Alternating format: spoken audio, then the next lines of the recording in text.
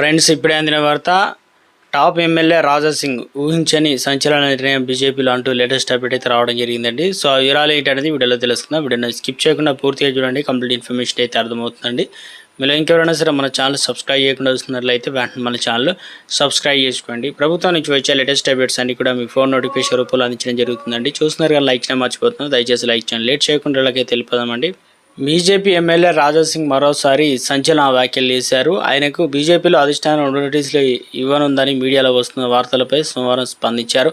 నాకు నోటీసులు ఇచ్చేందుకు బీజేపీ ప్లాన్ చేస్తుందని ఛానల్ వార్తలు వస్తున్నాయని, ఒకవేళ ఇదే నిజమైతే నోటీసులు కాదు ఏకంగా సస్పెండ్ చేయాలని సవాల్ విసిరారు. ఇక అటు ఇటు కారణాలతో కలిసి పార్టీలో బలోపేతం చేయలేదని అన్నారు.